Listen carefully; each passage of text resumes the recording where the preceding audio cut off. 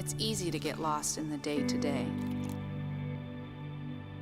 In the countless early mornings, working towards your lifelong goals. In the expectations that surround you.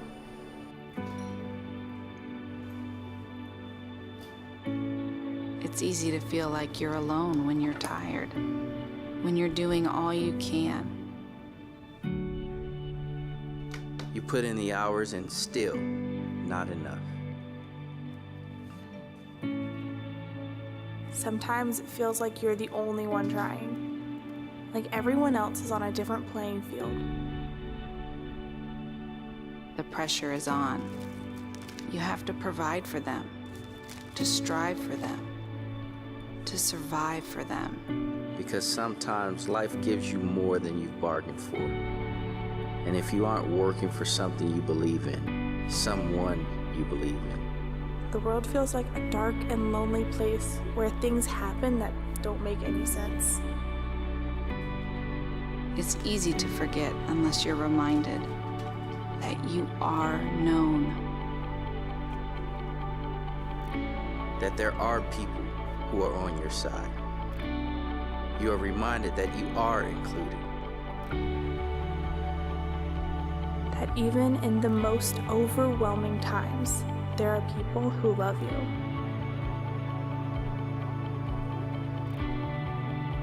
There are people who can remind you that you're not alone, that you are not forgotten in the everyday routines.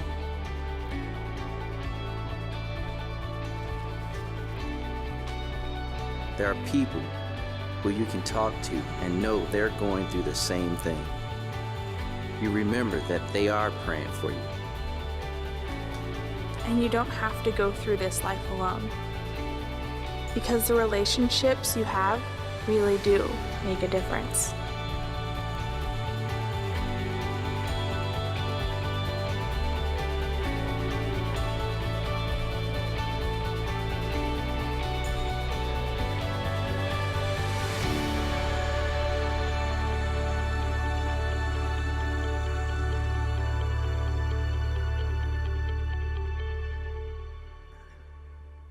All right, where do you want to be, right? Well, you know, it kind of looks weird today because we got all these lights set up and kind of got this broadcast studio. But the reason we're doing this, I got tired of ESPN, and they do this big studio deal, and they break down the football games. Well, today, we're doing a GSC studio, and we're going to break down groups for you. And I brought a bunch of analysts with me to talk about groups and why you need to be in the groups. Come on, laugh. I thought that was kind of funny, okay? But, hey, can we welcome all of our other campuses, Waters Avenue and Temple Terrace and Ybor? And soon to be August 2nd and 3rd, the first weekend of our South Tampa campus is going to be starting. All right, excited about that. But I tell you, something dear to my heart is the idea of everyone should be in a group. No one should be alone. And if you've been around here for 23 years as we started this church, you've heard me every year kind of almost give you a lecture of why you should be in a group. And I said, today, I'm not doing it that way. I'm going to bring in a group of guys. Each one of them had a great experience in a group, and they're going to talk to you a little bit instead of me doing all the talking. Come on, clap for that one too, right? You tired? Yeah, I know. Thank you. Yeah. You know, but it's interesting how this ties into last week. Many of you know Tony Dungy, who goes to Grace Family Church, was inducted into the Hall of Fame in Canton, Ohio. All right, yes, sir. What was interesting, that everywhere I go, I found a part of my message was, wow, every one of these people got to that level, and guess what? They didn't get there alone. If you heard every one of their stories, they talked about people that helped them along the way. They talked about people that they were in community with, those they had close relationships with. And so if you want to get to that level, that pinnacle of Hall of Fame, you still need people to get there. So where do you want to be? To get to where you need to be, I can promise you this.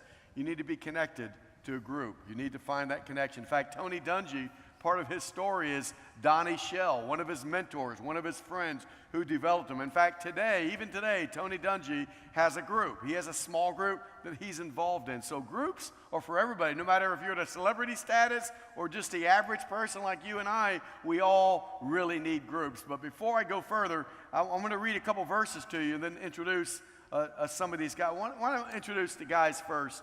And many of you have heard the story about my brother, Wayne Altman, and Wayne is right here to my right. Give Wayne a big hand. Yeah.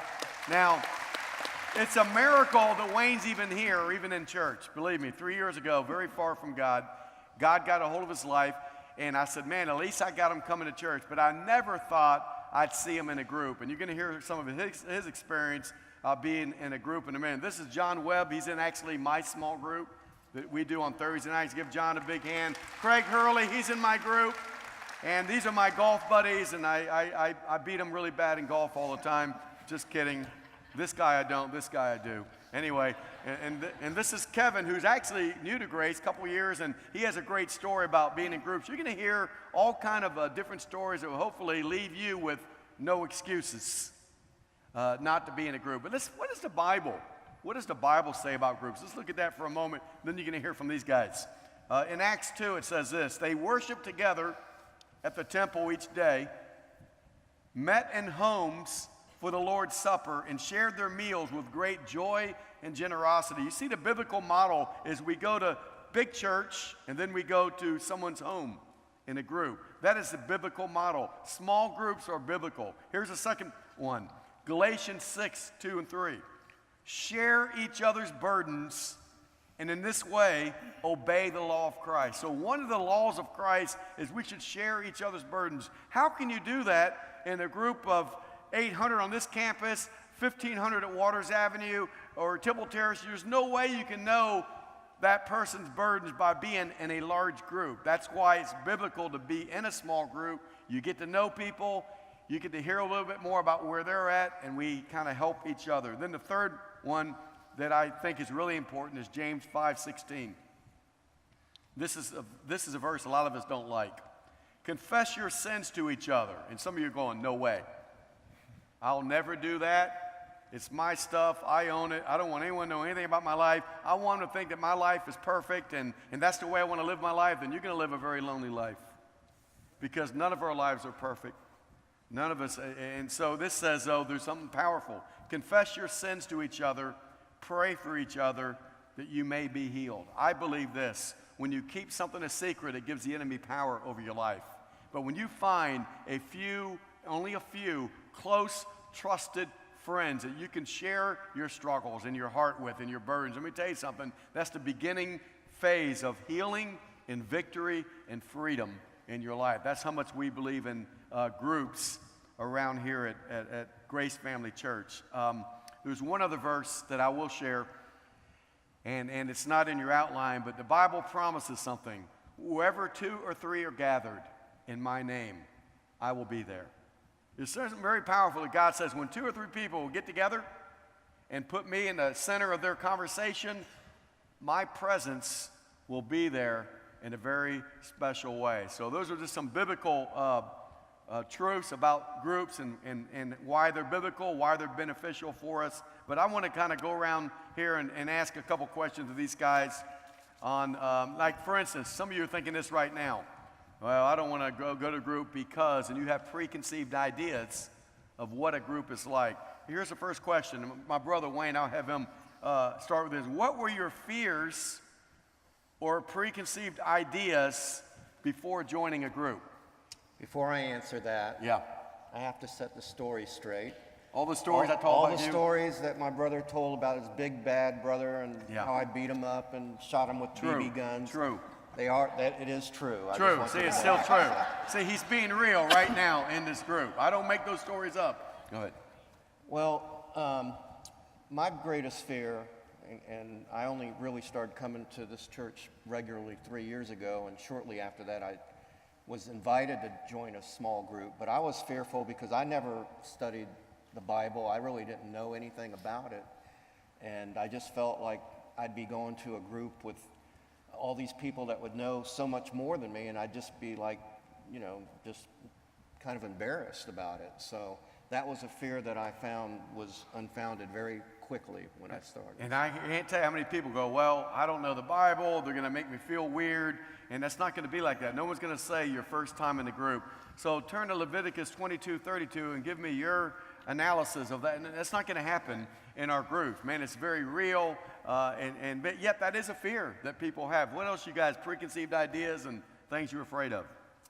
Well, for me, I was new to Grace, and 8,000 people. I mean, really, this is a big church. So how do you connect? And for me, I needed that because I was new to this community, and I wanted to really get in, but I didn't know how. So they encouraged you. So I got my first group, and it didn't work out. I got my second group, and I was a little discouraged, but that didn't work out either. So I'm like, man, Well, this maybe it group was thing you. is- I don't know. I'm kidding. Go ahead. I'm sorry. But the third group, and the reason why I kept trying is because my wife, she'd come back and be like, my group, my group. And Wait, will you do that again? no, my group. And I was just watching her energy, and I was like, it's something about this group thing. And she'd be like, get out of the house anyway, you're just working. And I went to this third group, and that really worked for me. Farouk Hussein, and he just really challenged me to get in their group. And it was a different group because it met at 6:30 in the morning. So it was a commitment, but that met my schedule because I'm an early morning person. So my fear was after several groups, would I find one? And I did. And, you know, that's an excellent point because a lot of people use the excuse, I tried a group and didn't like it. Well, you know, not all groups are the same. Not all doctors are the same. Not all churches are the same. Not all ice cream's the same. You don't like Tutti Frutti? Try another kind of ice cream, right? Seriously. So if you've been maybe didn't have a good experience, we hope you would try it again. That's a good point, Kevin. You guys got anything on that? I mean, I didn't have any preconceived notions of going into a group. The groups that I first started going to were marriage groups, and I just went because my wife said I had to go. That's what you do. So, You're a good husband. so I'm the guy that I don't look for groups. I didn't think I needed a group or anything, and most of the groups I'd have to wait till somebody invited me to go, and I'd either say yes or say no. But the ones that I went, you know, I forgot what I was going to say. I'm so nervous here. Yeah, that's right. But you thought all groups would be more like what'd you say Well, I last? didn't know, therapy. Therapy, You know, that's, therapy group. Yeah, Hi, my name is John, and yeah. yeah, and I'm not going to get there. I'm like, there's no way that I'm going to tell him anything about the real John. I'm not going to say anything. I'm just going to keep it all to myself. So why even waste my time going? Yeah. So I was really prideful. You know, I just kept that in. Yeah, pride will keep us from getting into a group. Yeah. That's a good one. The big thing, the preconceived notions for me was, you know, I've been coming to Grace for 10 years and I'm perfect. You know? Yeah. I got a perfect marriage, I got perfect kids, got a good job, nothing wrong with me.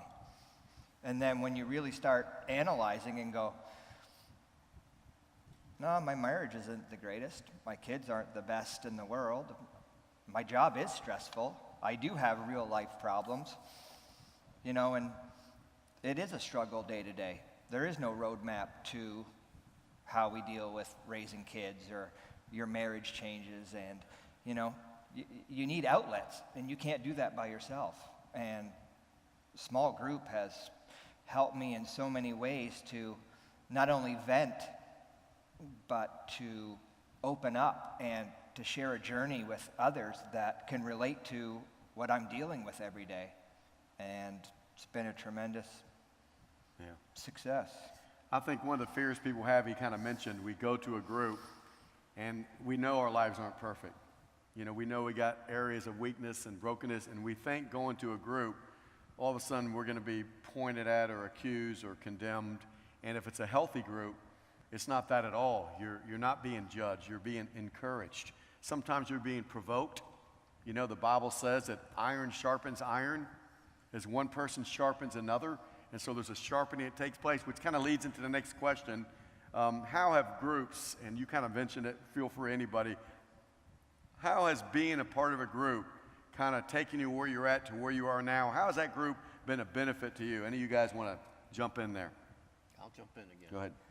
So before Sharon and I, my wife, who's sitting up in the front row here, and we always, come sit front row. We try to when we come to church, but we were coming to church regularly, and then it was just like we didn't know what we were missing by not being in a small group. I kind of felt, well, at least I'm at church. I hadn't been here in most of my life, so that was good. But just once we became in a small group and we were with other people that we could relate to and were looking for the same values we were, that just changed everything. So, I mean, if you don't know, you don't know. And I think you said something too, Wayne, in the last service, that when you got some people a little further ahead than you in your spiritual walk and you see in their marriage, you go, oh, this is how you're supposed to. Just that was the biggest thing, is just seeing other Christian couples, how they treated each other and the respect that they had for each other, and just being around that made everything. So. Because before Christ, you had a certain set of friends that maybe didn't have those values. Yeah, and that was the other thing, because when we came to Christ, we left behind a lot of friends, and then we made all these new friends in our small group that I know are going to be lifetime friends. So. Yeah. And I have to admit, one of the reasons Wayne went to the group is I know the guy personally, Bob and Kari Dickerson. They have a group, and Bob is like a 5-star chef, and they do dinner at their group. How many go to a group for free food? I'm there, man. Let's go, right? And I'm kind of kidding them, but it's a great group. Who else? How has group helped you? Well, for me, my experience was the group. We talked several real topics around spirituality, spiritual father, biological father. I, for almost 30 years, never saw my dad. So the group really was in one way looking at it spiritually and how God is our Heavenly Father, but also helped me kind of deal with sort of this realness of not having a dad. And I didn't want to tell my story, but the men encouraged me to. I felt like it was something there, and someone encouraged me to do. So there I am. All of a sudden, we're talking, and I just began to weep. Not heavily, but just, the tears flew down. And then I just noticed there were other men in the group, wiping a few tears as well. And for me, it was like a breakthrough, a spiritual breakthrough, that this group gave me permission and gave me the strength and encouragement. Said, go, brother, tell your story. We need to hear. Somebody else here needs to hear that story. And I felt a lot of sense of release by that, and we put it in a real strong spiritual context in which I could grow from that. And then what I found was afterwards, every single man came up to me and said, I can relate to that, or I had something similar.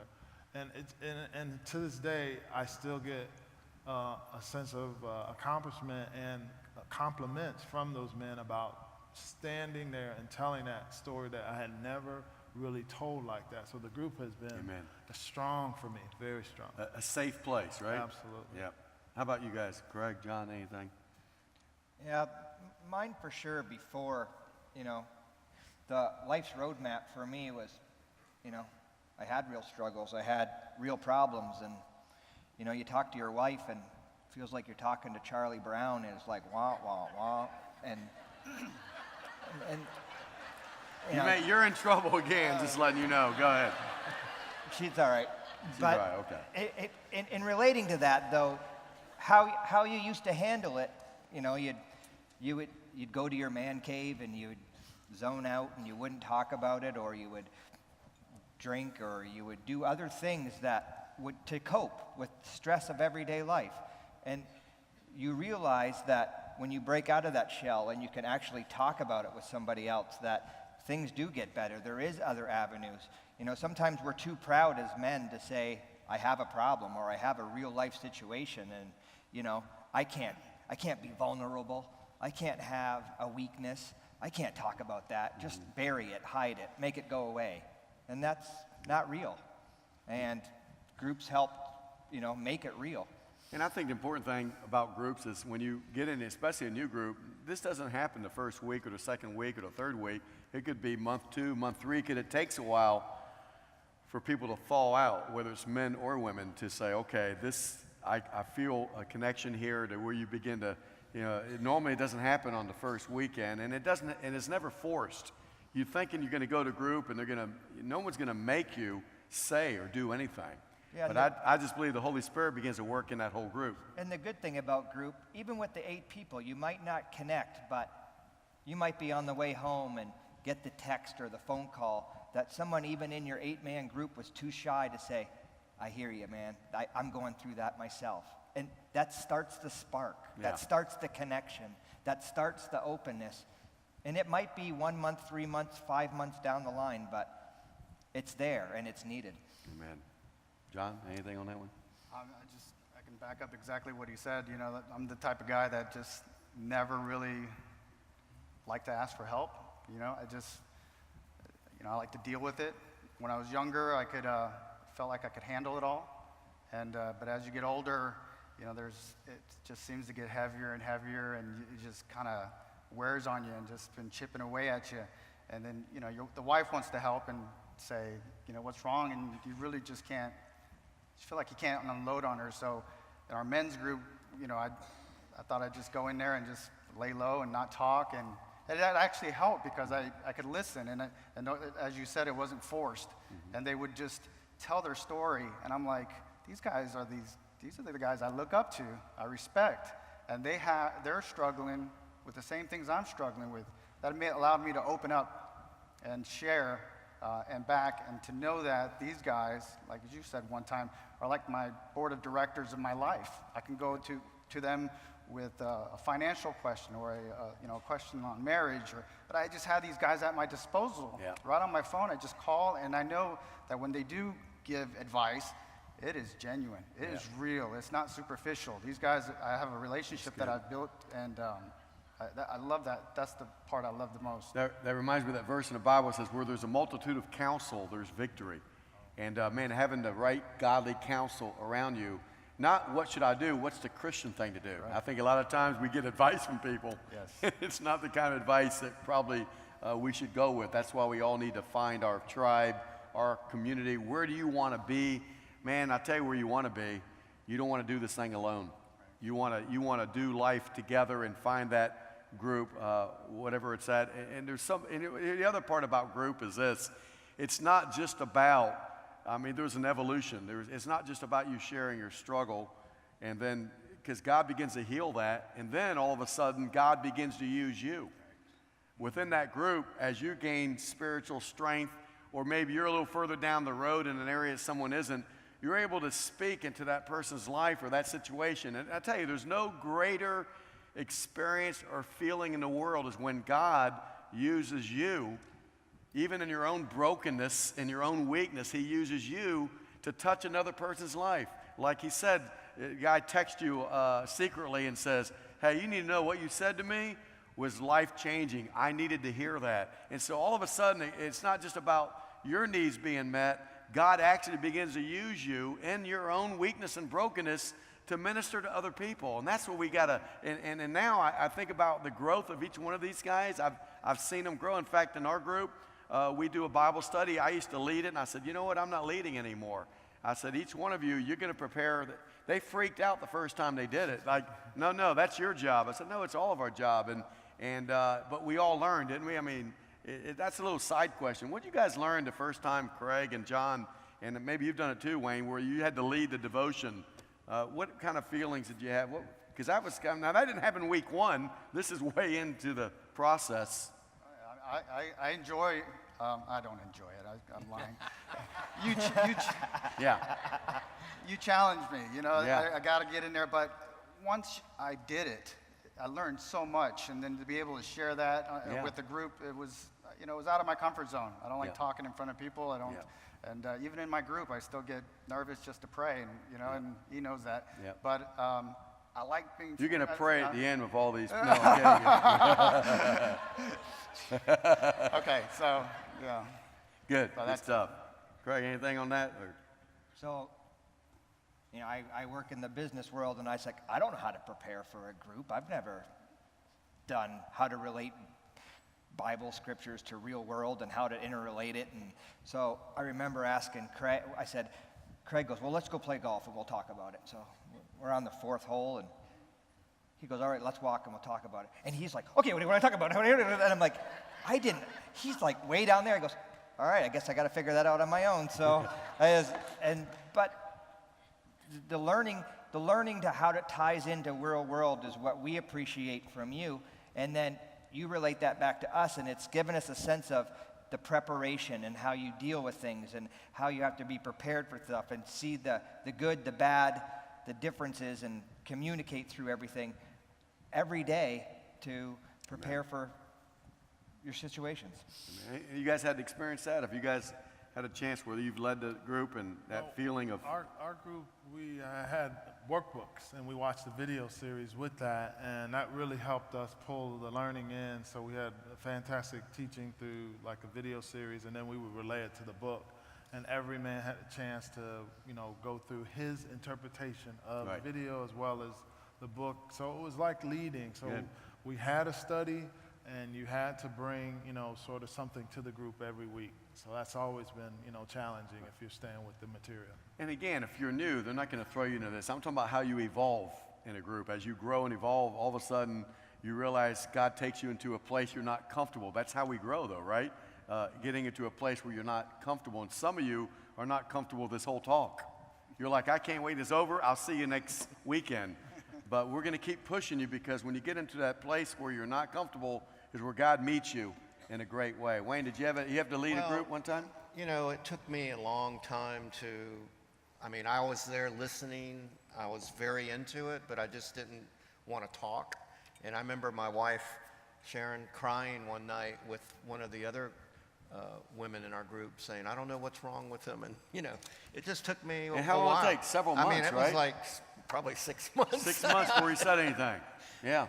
No, I didn't not, right. But I just, to be like leading a discussion, right. And it took me a while. Yeah. So, and now they can't shut me up. There we go. I love the honesty. You guys getting something out of this. I hope you are on all of our campuses, man, that this is real stuff. We're keeping it real and raw, because all of us have been there at one point. I asked the guys at the end to challenge you on every campus. What would you say to someone? And there's a bunch of them out there, by the way. 50% of our church or more are not in groups for a variety of reasons. We all have good excuses. Some people say, well, I don't know enough about the Bible. You just heard that. You don't have to. Oh, I'm really busy with my life. He flies in. He works in Miami Monday through Thursday. He flies back from Miami at 5 o'clock on a plane, arrives here at 6 to go to a group at 7:30. That's a commitment level that's there. And 6:30 in the morning, I'm going to go, I don't have any time. Well, you get up an hour early, you go to a group, some people are morning people, but we all have our reasons. But I want these guys just to kind of challenge you. Maybe you're not in a group. Why should they consider a woman, a man, a single person? What would you say to them? Man, this is why you need to be in a group. We kind of said it, but your last shot at them. Well, for me, my experience is you win with people, with the right people. And having worked in sports, I saw a lot of people succeed, not by themselves, but with the right people. And I've had a nomadic career where I've moved all over the place, and it does not change in terms of the Lord. He is with you wherever you are, and I've always, and my wife have always had this formula: find your home, find your church, and you'll find a family. And we've been able to do that repeatedly, and it's the same here at Grace. There are great people here. You can break down this 8,000 by getting with a small group, and that group create that accountability that you need, and that's been a blessing for me. Amen. Find a home, find a church, and find a group. There you go. Those three, that's a great. How about you guys? Anyone you want to challenge some of these people? I'd say that you just don't know what you're missing. It's like you have no idea. And we were very blessed when we started with our small group, because we found the right one right away. But if you don't, you just, like you mentioned, go keep trying, because once you do, it's the best thing in the world. And we've got friends we know that are going to be friends for the rest of our life. And now we're all splitting up and starting. We had 5 couples originally, and now we're all going different directions. And my wife was crying the last night of our formal last group meeting with that group. Not that we're not going to see them again, but that she was just crying because it's been such a great experience. So. And you and your wife are going to be leading a group, by the way, in South Tampa. You're looking for a South Tampa group. Here you go. They're going to be my brother. I mean, this is another miracle. My brother leading a group. I mean, God can do anything. Trust me. He can do anything, guys. It's amazing to me. You don't know how mean he was to me. You have no idea. All the therapy I had back in my, how about John Craig? How would you challenge that guy out there, that woman out there? I don't need a group. What would you say? Well, go ahead. Go ahead. Well, I would say that, I'll just give from my perspective, even if I was sitting out there and listening to this, I probably would never go to a group or look for a group. I'm the guy that you have to invite. I really want to go. I'll come up with tons of excuses why I'm just not going to go. And I'm not going to go and look for it. But when my wife makes me go, I'll go. When you go, when you ask me to go, you're my pastor or my friend, I'm going to go. And once I'm there, I get all the benefits that we've been talking about all day today. So that's great. If you're out there and you invite somebody. You know what? If you're in a group, I love that. If you're in a group, man, invite someone to your group. Thank you. That's a good point. The hardest thing that I've found to do is you can be successful in one area of your life, professional, family, personally, but to maintain all three of those, in business you need a team. You need that board of directors. Mm-hmm. With a family, you need all to be working on all cylinders together. And then personally, you need that good network of friends, but you can't do that by yourself. You need that interaction, and there's no better way than a small group of men or women of their own group to interact, to keep that. Things are constantly changing. Things are always evolving, and you need that constant interaction. And you might not have all the answers, but your group can help you figure that out and help you find those answers. Love it. Give these guys a big hand. They do a good job, man. Awesome stuff. Man, I'm proud of these guys. And so I know some of you are like, how do I get into a group? Watch this video.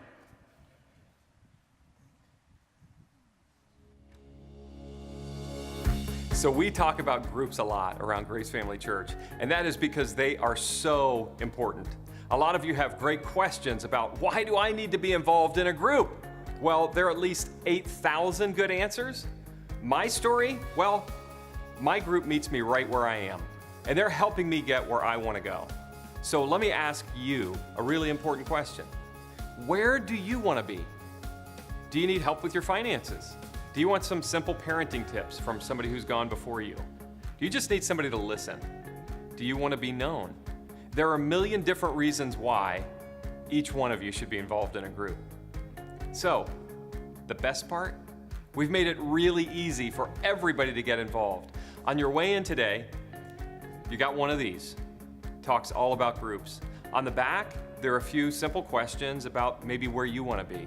You can have your own, no problem. Do I just want to be able to ask questions? Maybe new friendships. Where do you want to be? Then simply fill out the bottom, drop it in the basket on the way out. If you want to talk to somebody after the service, find somebody in a blue Connections Team shirt. Not this blue shirt. This blue shirt. Pretty easy to find, huh? Another easy way? Just text NEXT STEP to 313131. Or go to the website, gfconline.com. All of the information you will need to get involved in the right group for you will be right there on the website. So, grab your card, fill it out, tear it off, drop it in a basket, and let me ask you, where do you want to be?